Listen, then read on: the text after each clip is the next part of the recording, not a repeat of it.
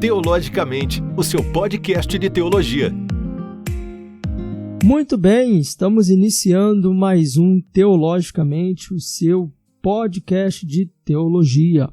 Eu sou o John e no episódio de hoje nós iremos falar sobre a participação da mulher na teologia. Quem vai estar participando é a Evelyn. Tudo bem, Evelyn, com você? Oi, meu irmão, tudo bem? Graças a Deus. É uma satisfação poder estar aqui com vocês. Amém, fique à vontade no Teologicamente. Bem, Evelyn, fale mais um pouco sobre você para os nossos ouvintes. Quem é você? Ok, meu nome é Evelyn, sou de Sergipe, o melhor estado do Brasil, é claro, né? Há 2 anos, praticamente, eu criei o Meninas Sob Graça, que é blog, /encontro, /clube de leitura, /algumas coisas, que nasceu com o objetivo de ajudar outras moças, de influenciar, de estimular outras moças o estudo da teologia, a boa teologia, a leitura de bons livros, a entenderem, né, sua identidade em Cristo e como é importante o estudo da palavra. Então, eu, no caso, né, criei há 2 anos o Meninas Sob Graça porque foi algo que eu vi que era importante, né, o conhecer ao Senhor, o conhecer sua palavra, não na superfície, mas profundamente. Era importante para a nossa vida, né, então, hoje a gente vai falar sobre isso aqui um pouco, então não vou dar spoiler, não. Mas é basicamente isso, eu sou professora de Química, tenho 27 anos e é isso. Que legal. E você é de qual igreja, Evelyn? Eu atualmente estou na Assembleia de Deus.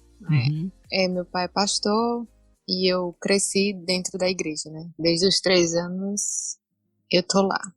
A minha cabeça, né, enquanto a teologia, enquanto a doutrina mudou, né, nesse tempo, há 4 anos atrás, quando eu conheci a teologia reformada, né, a fé reformada, só que eu continuo na minha igreja. Eu entendo que ainda não chegou o momento de eu migrar de igreja, então eu sirvo na minha igreja, ajudo lá, né, da forma como eu posso, não tento reformar a igreja, mas é o erro de muita gente, né, acha que tem que sair reformando tudo agora, né? Exatamente. Então eu sirvo como eu posso, né? Eu trabalho lá com os adolescentes. Quando dá também, eu sempre dou a sugestão de fazer estudo com mulheres. Então, eu contribuo da forma como eu posso. Os adolescentes aí têm dado muito trabalho para você? São poucos lá, né? Então, é mais tranquilo, assim. Mas dá um pouquinho de trabalho, assim. Como todo adolescente, né?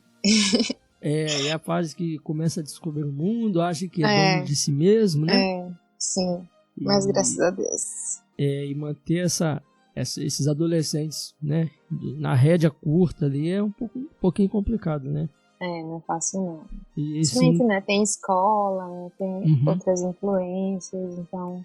Bem, pra gente encerrar essa primeira parte aqui, o que os ouvintes, Evelyn, podem esperar desse nosso bate-papo aqui? Então, acredito que vai ter muita coisa que, principalmente as mulheres, né, vai ser desmistificado, né, porque existem muitas pessoas que têm, acredito que já desse bate-papo inicial já deu para entender que teologia não é uma formação, não é basicamente ter uma formação teológica, e que teologia não é unicamente para quem quer ser professor, para quem quer ser pastor, né? Como eu citei a fala do Sproul, todos nós somos teólogos, então todos nós, como filhos de Deus, nós precisamos ter um conhecimento do Senhor, de quem o Senhor é, do seu caráter. Então a gente precisa sim se preocupar com isso, em sair da nossa zona de conforto e ir procurar e estudar a palavra de Deus.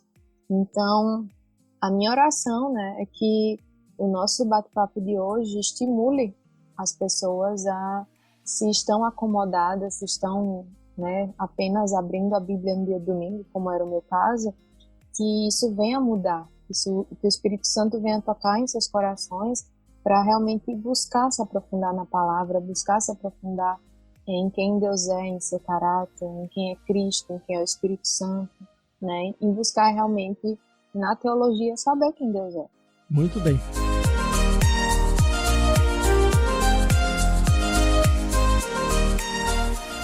Bem, então já vamos entrar aqui na nossa primeira pergunta da pauta. Eu gostaria que você fizesse para a gente um resumo sobre a participação das mulheres na história da igreja, né? No primeiro século, na Idade Média e no século XXI. Como que é essa participação das mulheres aí nesses três? Eu sei que a história vai muito mais além, mas um resumo objetivo aí. Então, a gente tem realmente conhecimento da participação de mulheres, né? Por exemplo, dentro da igreja primitiva, e nós entendemos que o contexto era outro, né? Então, o contexto nesses primeiros séculos era em que as mulheres realmente eram colocadas para escanteio, vamos colocar assim, né? Existiam muitos obstáculos para que realmente a mulher atuasse dentro da igreja. Em um certo sentido. Só que muitas mulheres, mesmo diante desses obstáculos, elas entendiam o seu papel quanto serva de Deus e eram ativas, né? A gente vê, por exemplo, no Novo Testamento, testemunho de mulheres que tiveram papéis importantes, que exerceram seus dons, que serviram, mulheres que acompanharam o ministério de Jesus, por exemplo, né? A gente vê o caso de Priscila, né, a esposa de Áquila, que sempre na Bíblia aparece, né, Priscila e Áquila. E o nome dela sempre aparece em primeiro, e alguns comentaristas falam que muito provavelmente ela era mais ativa no ministério, né? Então foi uma mulher que esteve ali ativa, ajudando Paulo, por exemplo, ajudando as igrejas, né, nesses primeiros séculos, nessa igreja primitiva. E fora também, né, do período testamentário, a gente também tem um conhecimento de mulheres que estudaram, né, mulheres que se dedicaram ao estudo da palavra, né, geralmente eram mulheres com classes sociais mais altas, que tinham recursos, né, que tinham oportunidades, porque, né, o contexto não é como hoje, né, totalmente diferente, então elas tinham essa oportunidade de aprender, por exemplo, o grego, de aprender o hebraico, e aí elas se dedicavam ao estudo da palavra, né? E existiram mulheres que foram mortas por isso, né? Que foram martirizadas. Naquele livro, o livro dos mártires, a gente vê, né? Ele vai fazendo um apanhado, né? Desde o Novo Testamento até a época que foi escrito, né, mostrando pessoas que foram martirizadas por pregar a palavra, por não negar o cristianismo, e dentro dessas pessoas existiam mulheres também, né? Eu separei alguns nomes aqui, como por exemplo a Biblias, né, que era antes uma apóstata, mas se rendeu a Cristo e por isso ela morreu, né? Ela foi martirizada. Teve também Blandina, também foi martirizada em Roma. Marcela foi queimada. Cadê o nome dessa aqui que eu não estou entendendo? Portaneiena, cada nome. Portaneiena, que derramaram betume fervente sobre a cabeça dela, depois ela foi queimada. Perpétua, que é até bem conhecida esse nome, não sei se você já ouviu, Perpétua, ela foi colocada, né, sem roupa para que fosse morta por um touro bravo. Então, Sim. houve também uma jovem que pregou o evangelho para o seu irmão, para o marido, ela tinha 16 anos, Cecília é o nome dela, e ambos se converteram, né, ambos foram convertidos, e depois, por causa disso, ela foi, né, colocada nua, mergulhada em um banho escaldante, depois teve sua cabeça arrancada. Outra jovem chamada Denise, 16 anos, ao ver um homem sendo martirizado, e ele foi dada a ele a oportunidade, né, de negar a Cristo e sacrificar a ídolos pagãos, e ele disse, não vou fazer isso, porque só Deus é digno de reverência, não vou sacrificar aos demônios e tal. Só que aí no momento, né, da tortura, ele se retratou com o que tinha dito. E aí ela falou, abre aspas, ó infeliz, porque haverias de comprar um momento de alívio às custas de uma eternidade de penúria. Ou seja, né, de trocar aquele momento de alívio por passar a eternidade inteira, né, Sim. sofrendo por ter negado a Cristo. E aí ela foi ouvida, ouviram o que ela disse e foi perguntado a ela se ela era cristã e ela se declarou cristã, então ela foi decapitada. No período da Reforma, nós temos vários nomes de mulheres que se envolveram, né, tanto ajudando, né, como ajudando, protegendo, né, porque os protestantes foram perseguidos pela Igreja Católica nessa época. Então, muitas mulheres abriram seus lares, cuidaram desses homens, dessas pessoas refugiadas. Só que também houveram mulheres que se dedicaram a escrever coisas, como, por exemplo, Catharine Zell, que ela era esposa de um dos reformadores, e ela era uma mulher muito bem instruída, né? Então, ela também, né, fez o seu papel como esposa, né, e recebeu vários refugiados em suas casas, mas ela também teve uma participação ativa dentro da reforma, escrevendo cartas, buscando a paz, a verdade. E os escritos dela, né, tem um livro que chama Mulheres da Reforma, e o autor vai falar que os escritos dela foram realmente importantes para a expansão do protestantismo. Ela escreveu também na época que o luteranismo começou a se espalhar, então ela escreveu contra o luteranismo, escreveu um livro implorando que a cidade permanecessem fiéis a Cristo. Houve outra mulher também no período da Reforma, como Philippine de Luns, que foi martirizada, né, por estar junto com os cristãos, por estar ativa ali em pregar o evangelho, em pregar o verdadeiro evangelho, no caso, né? E por causa dessa perseguição, ela foi presa e na prisão ela deu testemunho de sua fé, se manteve firme e foi condenada à morte. Então, existiram muitas mulheres ao longo da história que inclusive pagaram com suas vidas por entenderem quem elas eram em Cristo e que elas tinham um papel dentro da comunidade cristã, né? Que elas tinham um papel dentro das suas casas, mas antes disso elas tinham um papel como cristãs, como mulheres que deveriam conhecer a Deus, mulheres que deveriam pregar o evangelho, não só com a fala, mas também com suas atitudes em todas as áreas de sua vida, né? E atualmente também existem diversas mulheres que, acredito que até em maior número, né, que têm se dedicado à proclamação do evangelho, ao estudo da teologia, ao ensino, e mesmo entendendo que as mulheres não são chamadas ao pastoreio, né, elas são chamadas a amar a Deus sobre todas as coisas.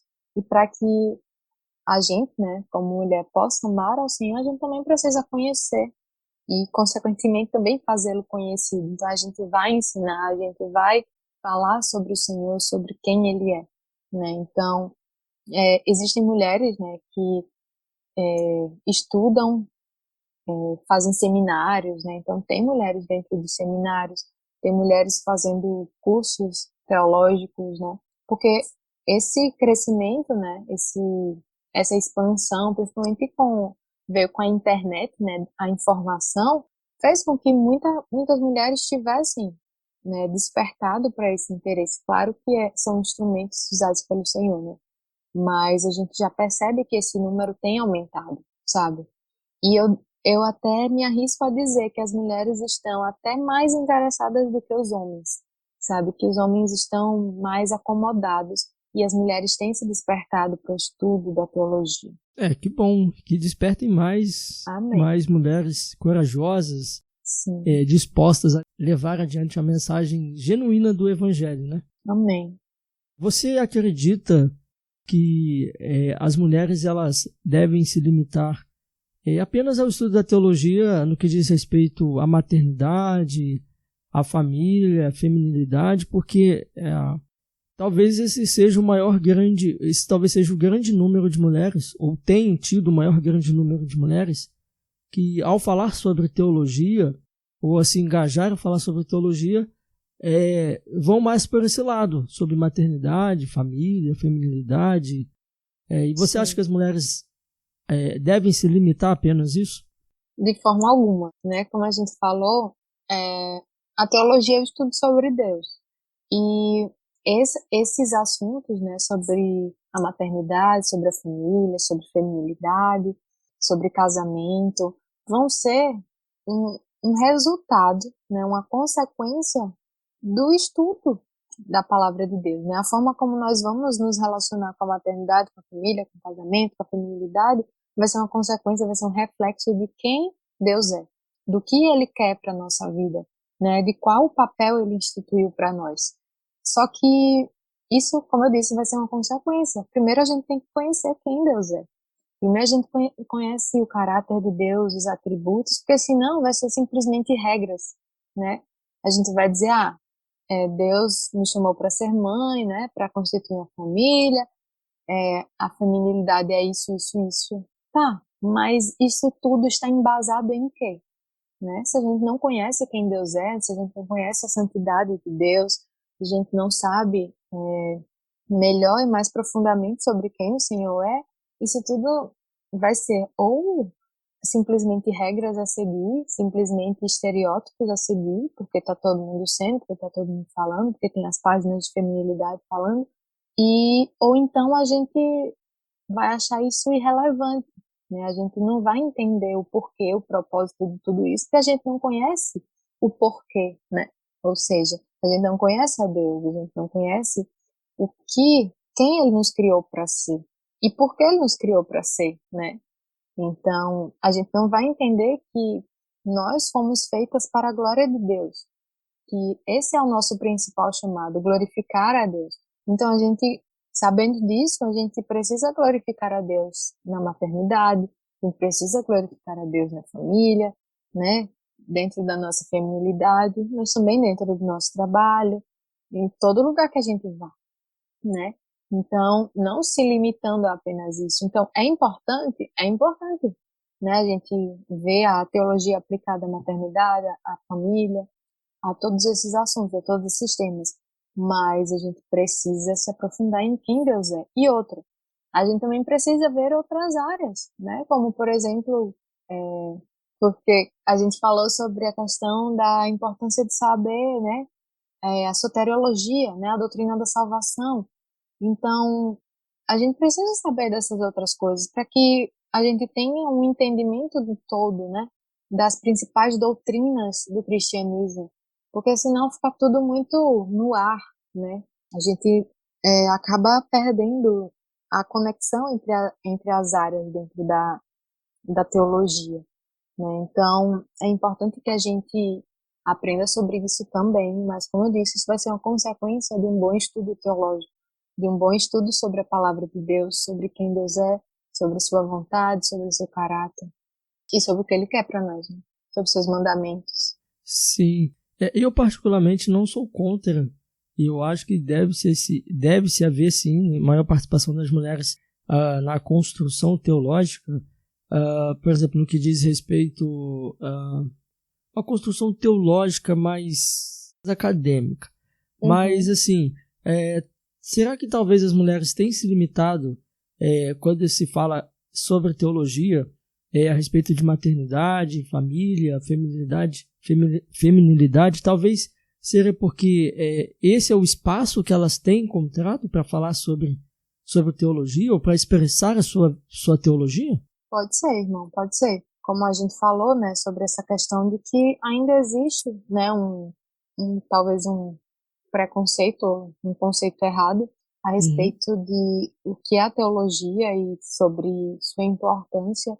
Então, como a gente falou, às vezes é tido ou como sem importância, como algo errado que vai nos deixar frios na fé, ou como algo que é apenas para quem vai ensinar, para quem vai ser pastor, né? Então, pode ser que seja um reflexo, né, disso, em que as mulheres então, eu vou usar a teologia simplesmente aplicada a tudo isso, né? Mas, hoje em dia, com a internet, a gente tem mais uma autonomia, né, para falar sobre diversos assuntos. Então, a gente pode usar, inclusive, né, a internet, as nossas redes sociais, para talvez até forçar esse espaço que muitas vezes talvez a mulher não tenha dentro das igrejas, né?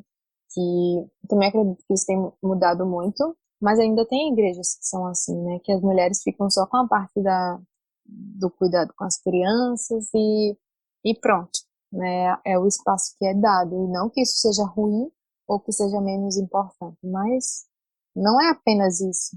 Olha, uma coisa que eu vejo também é que, por exemplo, quando uma mulher, por exemplo, congresso de mulheres, o que geralmente se fala é sobre Sim. Esther, sobre Ana, enfim, mas não se fala sobre algo mais pesado, né? Fora desse assunto. Sim. Talvez também a culpa será que ser uma comodidade isso também? Ser uma zona de conforto? Ficar apenas nessas questões também? Olha, eu acho que essas questões são importantes, tá? Mas Sim. como a gente falou, não é apenas isso. Uhum. Então, talvez sim, seja mais cômodo falar sobre esses assuntos, né?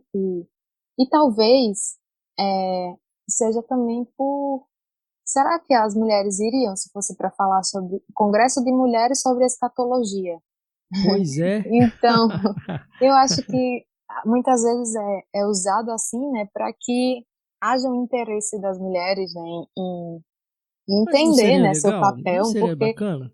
Não entendi, perdão? Mas não seria bacana isso? Já pensou um Seria congresso de ótimo, mulheres e lá seria vamos ótimo. falar sobre escatologia? Seria ótimo mesmo. Mas realmente é algo que a gente não vê, né? Mas olha, tem, por exemplo, o livro, eu vou indicar um livro aqui que fala sobre os atributos de Deus. Foi um livro escrito por mulher, para mulher, né? Então, isso tem mudado, graças a Deus isso tem mudado. Então, talvez a gente encontre algum dia um congresso sobre escatologia, Uhum. congresso feminino sobre escatologia. Então, eu acredito que esse cenário tem sim mudado. As mulheres têm se despertado para esse sair dessa bolha, sabe, da feminilidade bíblica e ver que existem outras áreas a serem exploradas e que também são importantes. E repito, não seja importante saber aprender sobre maternidade, aprender sobre filhos, aprender sobre família, isso são realmente muito importantes. Mas não é apenas isso. Ok. Bem, na sua opinião, quais as consequências, né, do não estudo teológico para as mulheres, né? E qual é a importância, né, do estudo teológico para as mulheres no todo? Bom, conhecer a Deus é importante, né? A gente já falou muito sobre isso aqui, porque nós servimos a um Deus que muitas vezes a gente não conhece quem é. A gente só sabe que Ele é bom, que Ele providenciou salvação, e isso é maravilhoso, já saber disso, já é um começo, né? Mas não apenas isso. A gente precisa saber mais sobre Ele, né? Quem o Senhor é. A gente precisa saber quais são os atributos que só Ele tem, quais são os atributos que Ele comunica a nós, e por isso nós precisamos, né, estar em oração, buscando e fazendo a nossa parte para que realmente nós espelhemos os atributos do Senhor, como, por exemplo, a santidade, né? Que a santidade tem uma parte que é só dele, tem um aspecto da santidade que só Deus é santo, mas um outro que ele nos convida a participar, né? Que ele nos espelha em nós, que nós espelhamos, na verdade. Então, é importante a gente saber dele. Como é que a gente vai amar alguém que a gente não conhece? Eu sempre falo isso com os adolescentes lá, sobre quando a gente conhece alguém, quando a gente acabou de ser apresentado uma pessoa, a gente não vai amar aquela pessoa naquele momento, né? A gente vai amar no sentido de amor cristão, no sentido de, né, se a pessoa estiver precisando e tal, a gente vai servir, vai ajudar. Mas de amor mesmo, de querer bem. A gente não vai querer bem aquela pessoa, ou melhor, querer bem não, no sentido de gostar, né? A gente não vai gostar de uma pessoa que a gente acabou de ver. Ou então, é aquele primo, é aquela prima de uma amiga. Eu sei que ela existe, eu sei que ela é legal, mas eu não a conheço. Então eu não vou simplesmente amá-la, né? Porque eu ouvi falar dela, porque eu sei que ela faz algumas coisas legais. Não, eu vou amá-la à medida que eu me aproximo dela, à medida que eu vou conhecendo o seu caráter, à medida que eu vou sabendo quem ela é, o que ela faz, né? O que ela fez, enfim. Então, de forma semelhante, né? Acontece com o Senhor. A gente não vai amá-lo sem conhecer. Então a gente precisa conhecer ao Senhor. É um mandamento amar a Deus sobre todas as coisas. Como é que a gente vai cumprir o mandamento de amar a Deus sobre todas as coisas se a gente não conhece quem Ele é? Como é que a gente vai obedecer sua palavra se a gente não sabe quais são os mandamentos? O que é que Ele ordena que a gente faça ou que a gente não faça, né? Então, é importante que a gente conheça quem Ele é, quais são os seus mandamentos, quais são as suas promessas, né? Isso é muito importante para nos manter firmes, né? Então, quando a gente não tem tudo isso, quando a gente não tem essa base bem estabelecida no conhecimento de Deus, no conhecimento de sua palavra, a gente vai ser levada, como Paulo diz, por qualquer vento de doutrina, né? Então a gente vai ser facilmente levada por qualquer coisa que as pessoas por qualquer coisa que as pessoas dizem, né? Então, a gente deu o exemplo aqui do feminismo. Muitas pessoas são levadas pelo feminismo por causa de uma falta de conhecimento de quem Deus é e do que Ele deseja para nós, de qual sua vontade para nós. Então, veja, a gente é levado por ideologias antibíblicas porque a gente não conhece a Bíblia, porque a gente não conhece a palavra de Deus. E a gente também é levado a pecar, a gente também é levado a fazer aquilo que não agrada a Deus porque a gente não conhece quem Deus é. A gente não conhece o que Ele quer, o que Ele não quer, e também a gente não cresce espiritualmente, né? À medida que a gente vai conhecendo a Deus, nós vamos desenvolvendo um caráter cristão, nós vamos sendo semelhantes a Cristo. Quando a gente não tem isso, nós somos fracos e nós seremos mais suscetíveis ao pecado. Então, por isso que é importante que a gente estude a teologia, por isso que por isso que é importante que a gente estude a respeito de Deus, que a gente realmente se aprofunde em sua palavra, né? E quando a gente não faz isso, como eu disse, a gente é levado por qualquer coisa, a gente é influenciado por qualquer coisa, porque a gente não sabe, a gente não sabe o que é que a gente tem que fazer, o que é o perigo daquela ideologia, por exemplo, por que aquilo é pecado, por que aquilo desagrada a Deus. Então, à medida que a gente conhece a Deus, nós vamos entendendo quem nós somos nele, a gente vai entendendo a nossa identidade.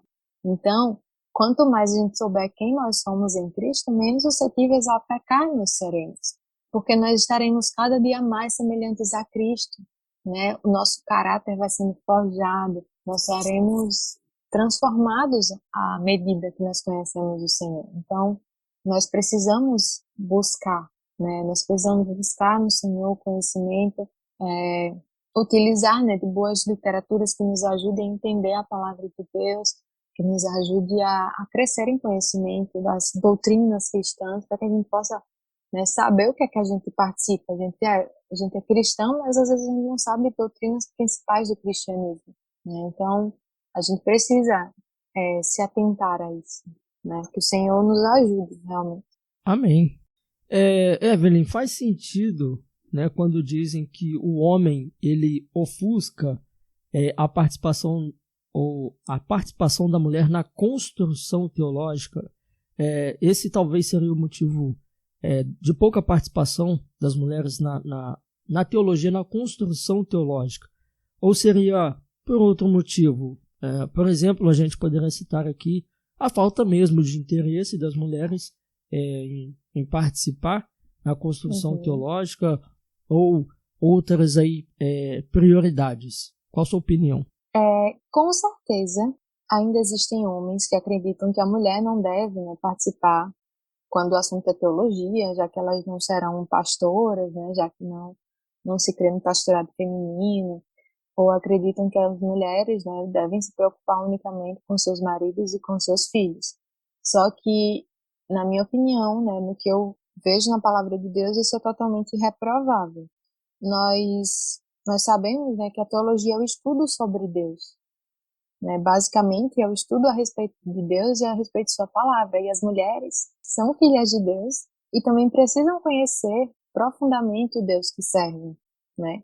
Só que, então, eu acredito sim que existe uma parcela de culpa, né, dos homens, da igreja, né? Existe dentro de muitas igrejas a ideia de que ou a teologia é ruim, né? Aquela fala aquele versículo de Coríntios, né, que a letra mata o espírito, a letra mata, mas o espírito que vivifica. Então, a passagem é tirada do contexto para dizer que é ruim estudar teologia.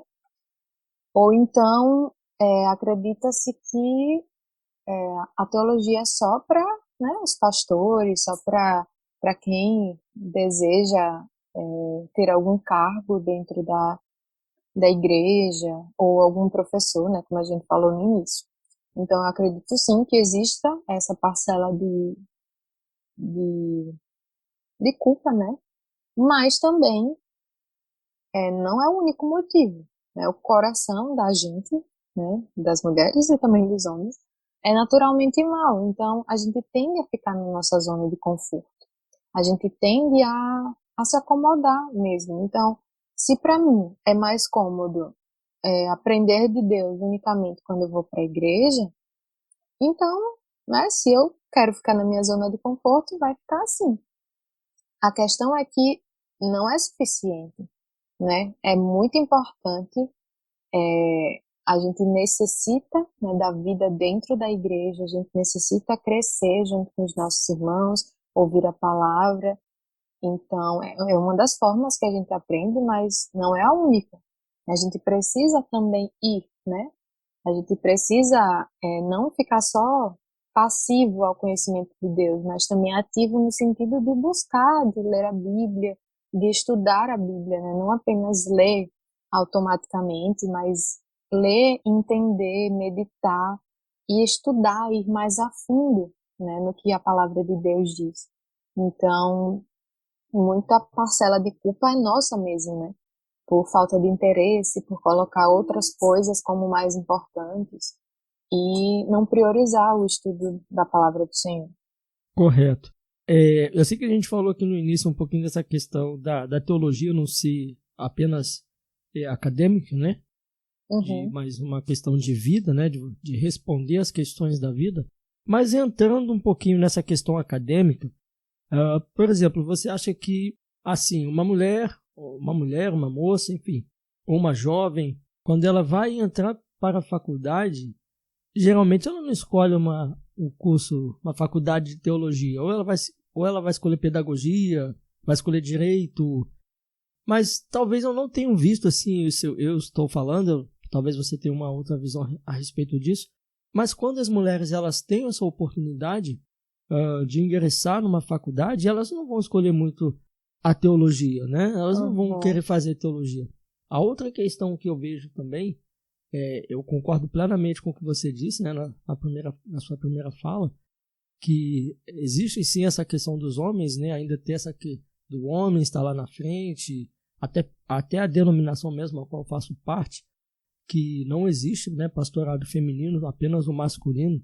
Não que a gente não impede, né, as mulheres de ensinarem, mas assim, por exemplo, as mulheres, até mesmo as mulheres que às vezes têm formação teológica, e se você vê o conteúdo que ela produz, não é teológico. Às vezes é um conteúdo sobre maquiagem, o conteúdo sobre casa, enfim.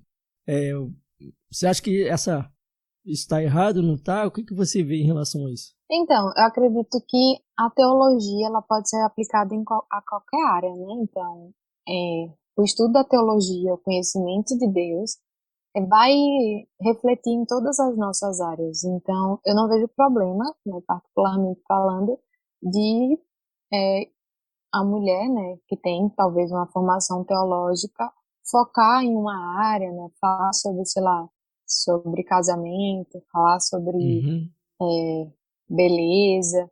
Então, ela pode falar sobre tudo isso do ponto de vista bíblico, né? E isso com certeza vai ser bom, isso com certeza vai agregar, vai ajudar outras pessoas, mas eu não acho saudável que as pessoas achem, né, que as mulheres achem, que o estudar teologia é unicamente para falar sobre feminilidade, para falar sobre maternidade, sobre casamento, né, sobre relacionamento. Não, como eu disse no início agora da minha fala, a teologia, ela vai ser aplicada em todas as nossas áreas, né? O conhecimento de Deus, de sua palavra, nos dá um embasamento para que a gente, né, seja crente em todas as áreas, que a gente faça tudo para a glória de Deus, faça tudo da melhor forma possível, tudo como se fosse para o Senhor, né? Isso que a palavra de Deus nos ensina. Só que não só isso, né? A gente precisa entender quem é Deus, qual é o seu caráter, né? Quais são os seus atributos. A gente precisa entender a doutrina da salvação, por exemplo.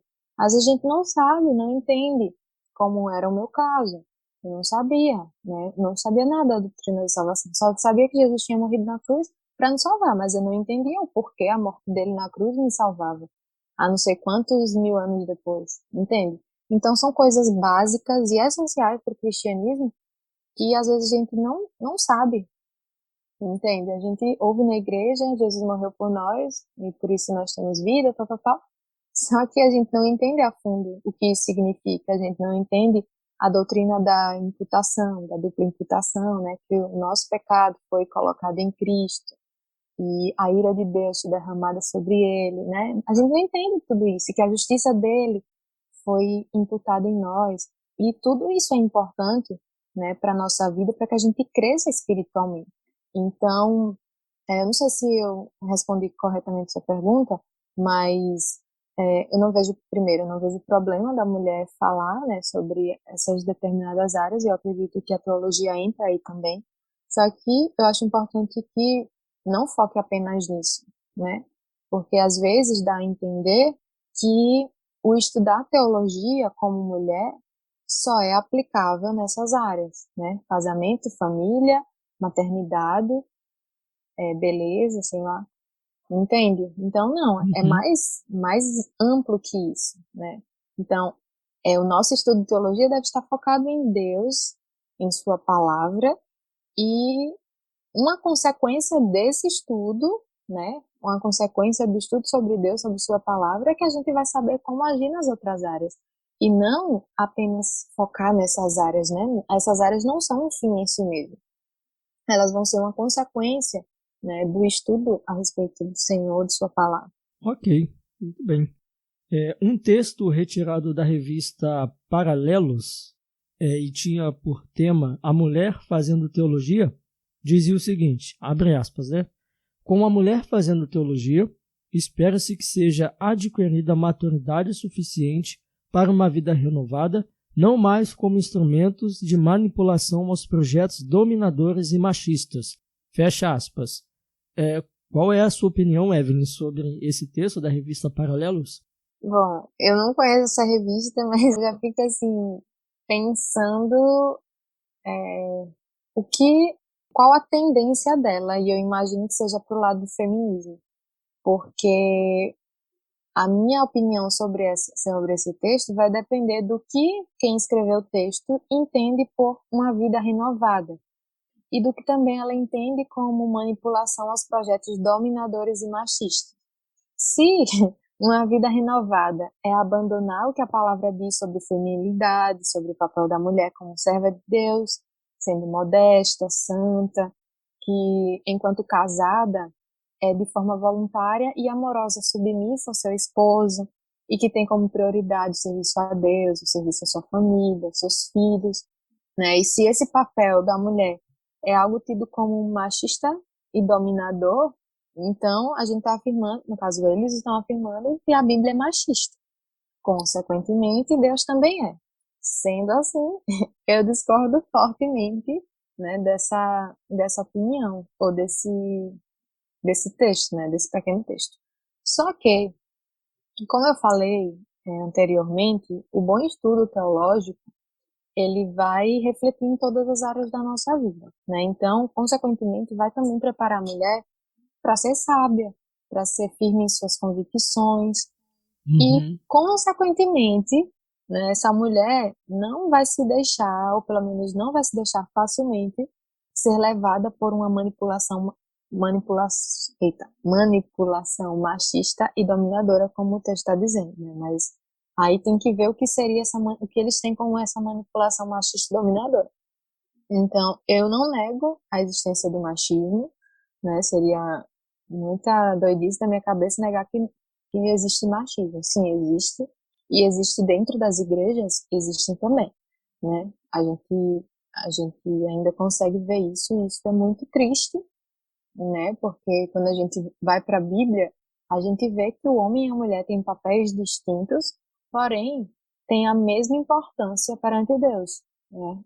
O Senhor vê o homem e a mulher como seus filhos e ambos são importantes, ambos são amados da mesma forma, ambos são pecadores, ambos precisam de redenção, né? Mas tendo o machismo, né, como machismo mesmo, não como o que a palavra diz, né? Porque o que a gente ouve é que a palavra de Deus é machista, né? É um sistema patriarcal e tal, tal, tal. Então, se não for nesse sentido, eu acredito que sim, o bom estudo teológico vai sim ajudar, vai preparar essa mulher para ser sábia, para saber discernir, para não se deixar ser levada.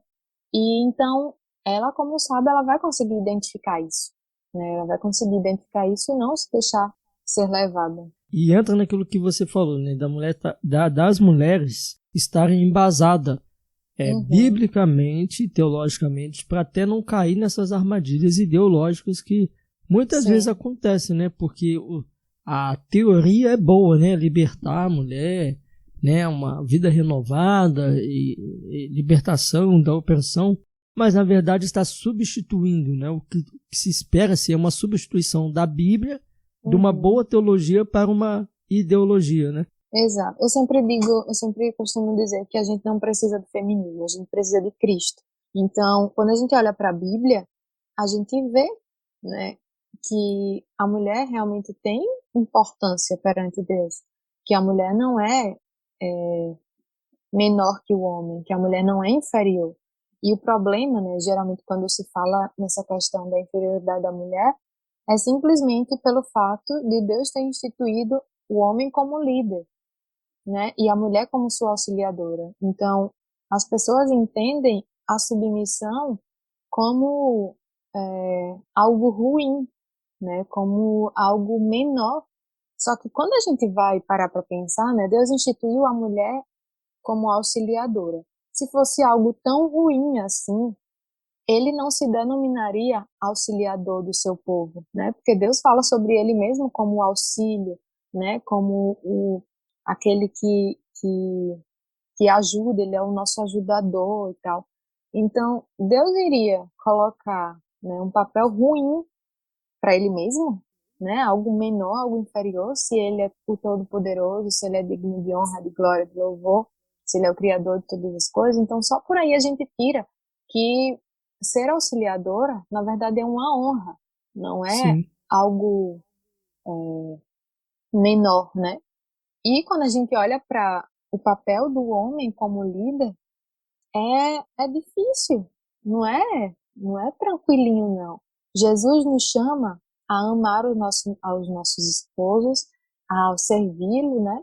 E Jesus chama os homens para amar as suas esposas como ele amou a igreja. Olha o tamanho dessa responsabilidade, com amor sacrificial a ponto de entregar sua própria vida por sua esposa. Então, a gente distorce muitas vezes essa questão e coloca como se ao Deus instituir o homem como líder e a mulher como auxiliadora, Deus está dizendo que o homem é melhor e que a mulher não, né? Então, é bem complicado isso aí e como você mesmo disse, quando a gente está firmado na palavra, quando a gente entende, né, o todo, quando a gente entende profundamente a palavra de Deus, a gente também não vai se deixar levar por essas ideologias, né? Porque, como eu disse e repito, a gente não precisa do feminismo, a gente não precisa de ideologias, né? A gente precisa de Cristo.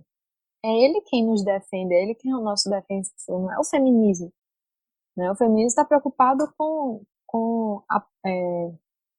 as mulheres que são feministas, né? Às vezes as mulheres se iludem achando que o feminismo luta por todas as mulheres, por igualdade, mas na verdade o feminismo é político, né? Não é uma luta por todas as mulheres, não é.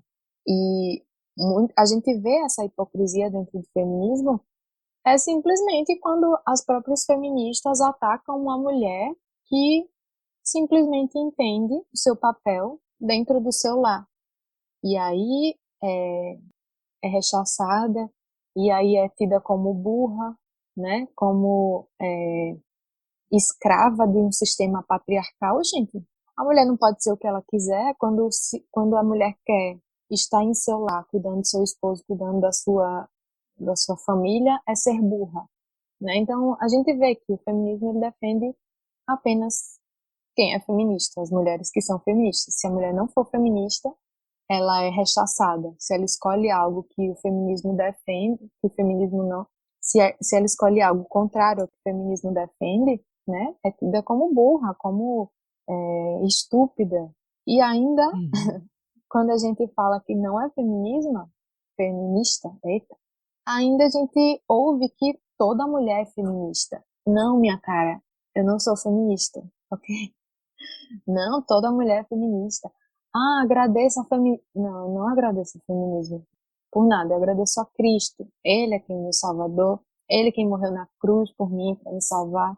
Então, eu não devo nada ao feminismo e nenhuma mulher deveria dever nada ao feminismo, sabe?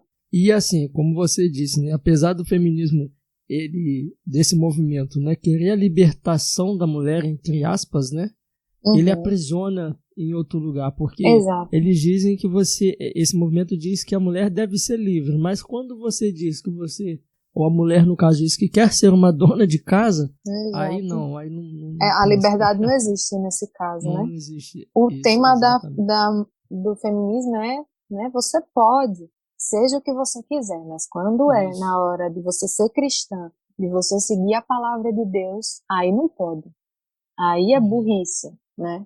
Aí você não pode ser o que você quiser. Então a gente já vê aí a hipocrisia, né? E fora que eu entendo que existem pautas levantadas pelo feminismo que são realmente importantes, né? Que são verdadeiras, né? Então, por exemplo, existe machismo? Existe. Existem homens que batem em suas esposas, existem mulheres que são realmente oprimidas dentro de sua casa, existe. A gente não é negacionista, existe. Só que o problema, né, um dos problemas do feminismo é que coloca essa culpa na conta dos homens em geral. Então, todo homem é estruturalmente machista, segundo o movimento feminista. Então, você já é machista porque você foi criado dessa forma, porque você nasceu dessa forma. Então, estruturalmente, todo homem é machista, potencial estuprador. Então, é isso que é dito, né? Então, a gente entende que existe um problema? A gente entende que existe um problema. Esse problema é o homem? Não. O problema é o pecado que assola tanto homem como mulher.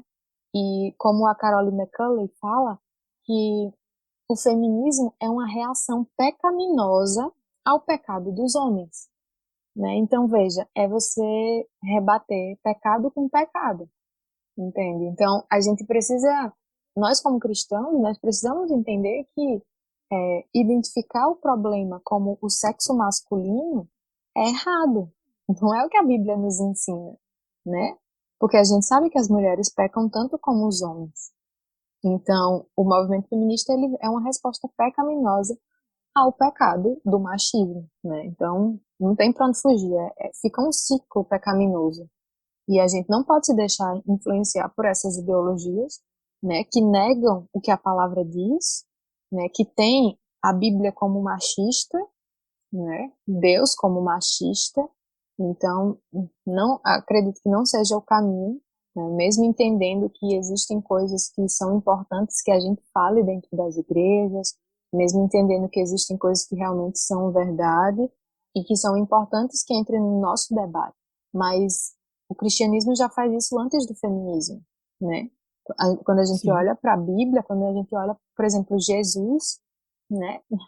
O feminismo não existia quando Jesus estava lá defendendo as mulheres, né? Quando a dignidade e a importância das mulheres era defendida. Então, por isso eu repito, estou repetindo de novo, nós não precisamos do feminismo, nós precisamos de Cristo. Muito bem. Saindo um pouquinho desse tema do feminismo, eu gostaria que você indicasse para os nossos ouvintes leituras para o nosso público sobre leituras teológicas para as mulheres, né? Os homens também podem ficar à vontade para ler, né? Pode ser. Então, eu separei aqui 4 livros. 3 são referentes aos atributos de Deus, porque, como eu falei, acho que é muito importante a gente conhecer quem Deus é.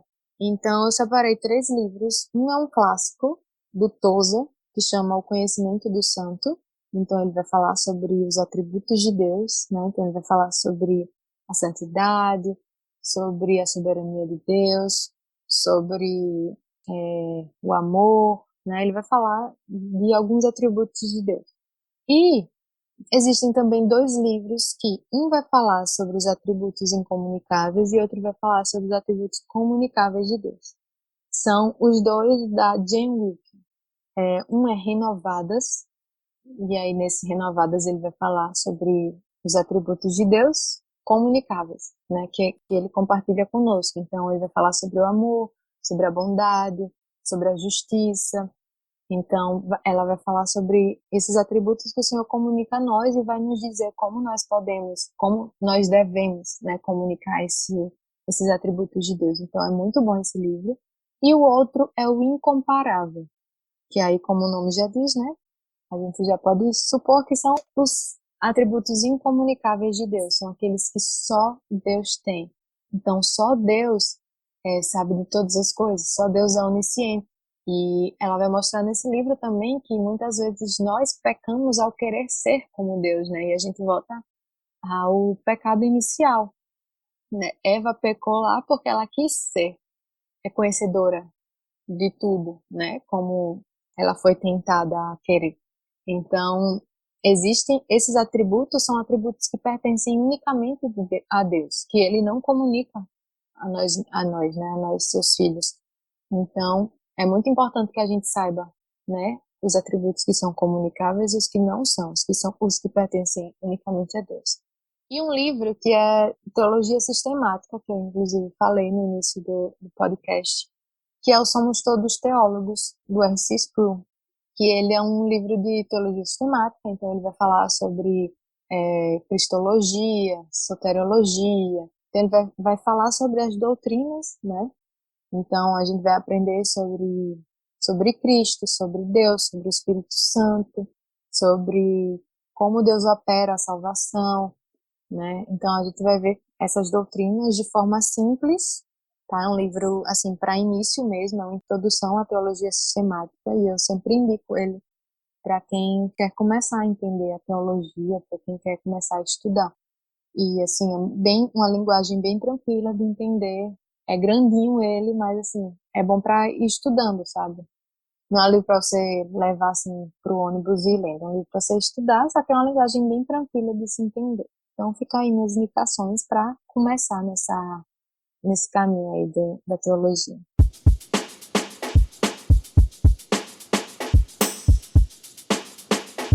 Muito bem, estamos chegando ao fim de mais um Teologicamente. E agora eu gostaria de ouvir as considerações finais da convidada de hoje. Ok, gente. Então, concluindo, né, tudo que a gente viu, a gente já viu que a teologia é o estudo acerca de Deus, acerca de sua palavra, né, basicamente isso. Então, nós como cristãos, nós precisamos, sabe, conhecer melhor o Senhor, para que a gente possa servi-lo da melhor forma, né? Se nós amamos ao Senhor, se nós temos realmente um coração regenerado, o Espírito Santo coloca em nós um desejo de conhecer ao Senhor, né? Então, que a gente deixe de lado o nosso comodismo, a nossa preguiça e que a gente se achegue a Ele, que a gente busque na palavra, né? Que a gente busque conhecer melhor a palavra de Deus, conhecer o seu caráter, conhecer o que o Senhor fez, né? O que o Senhor faz e o que Ele fará, as suas promessas que ainda estão para serem cumpridas. Que é importante que nós conheçamos, porque isso nos faz, né, um olhar para a eternidade, nos faz estar firmes e lembrar, olha, existem promessas do Senhor a serem cumpridas, né? E pela fidelidade dele que foi mostrada ao longo da palavra de Deus, nós ficamos certas e certos de que o Senhor cumpre aquilo que Ele diz, que Ele é fiel, que Ele é bom, que Ele é justo, né? Então, que a gente realmente se dedique a estudar, a se aprofundar na palavra de Deus, que a gente não leia de forma superficial a palavra, sabe? Que a gente não leia como um checklist e diga assim, hoje já fiz o meu compromisso religioso do dia e pronto. Não, que a gente se dedique, que a gente leia a palavra, mas que a gente medite na palavra, não simplesmente passar o olho, sabe, de forma automática, e quando a gente termina a leitura a gente não sabe nem o que a gente leu. Não, que a gente olhe, né? Então, eu vou estudar aqui as cartas paulinas, então eu vou ver qual era o contexto daquela época, por que Paulo escreveu aquela carta, né? Quem era a audiência, o porquê eles estavam precisando ouvir, no caso ler aquilo, né? Por que eles precisavam ouvir essas promessas, ouvir essas repreensões, como isso se aplica à nossa vida, sabe? Então que a gente possa realmente olhar para a palavra de Deus e ser realmente, que a gente possa olhar para a palavra de Deus e buscar nela o conhecimento do santo, que a gente possa conhecer o nosso Deus eterno, bondoso, e que a gente possa adorá-lo da forma correta, né? Então até isso, se a gente não conhece na palavra de Deus, se a gente não conhece quem Deus é, a gente não vai adorar a Deus da forma correta. A gente vai fazer como algumas pessoas dizem, que o importante é adorar. Não, existiram homens que foram mortos porque adoraram a Deus de qualquer jeito, né? Então a gente precisa conhecer a palavra de Deus. Então minha oração é que tudo isso que a gente falou hoje aqui à noite seja realmente uma injeção de ânimo para que você, mulher, você, homem, busque no Senhor, busque conhecer ao Senhor, né? E eu tenho uma boa notícia para te dar, é que você não está sozinho, né? Que o Senhor nos enviou um Consolador e é o Espírito Santo quem nos ajuda. Então vai ter momentos que vai ser difícil, mas nós não estamos sozinhos. Vai ter momentos que a gente não vai ter vontade, que a gente vai ter preguiça, né? Mas que a gente se levante e vá mesmo assim, e no caminho a gente vai ver que o Senhor nos ajudou, que o Senhor esteve conosco, né? Então, que o Senhor nos ajude e que nós olhemos e entendamos que é importante sim a teologia, e a teologia é para todos nós, a teologia é para o cristão, não unicamente para o pastor, não unicamente para os seminaristas, mas é para o cristão. Porque como, de novo, citando S. Sproul, a questão é se nós temos uma boa teologia ou uma má teologia, porque todos nós, né, somos teólogos, todos nós temos um conhecimento a respeito de Deus, mas nós precisamos ter o conhecimento correto acerca de Deus. Amém. Evelyn, muito obrigado pela sua participação. Amém, eu que agradeço. Sempre que você quiser voltar aqui no Teologicamente, está batendo um papo aqui com a gente. Muito obrigada. Quero agradecer também a vocês que nos ouviram até o final. Obrigado pela participação de todos vocês. Até a próxima e que Deus nos abençoe.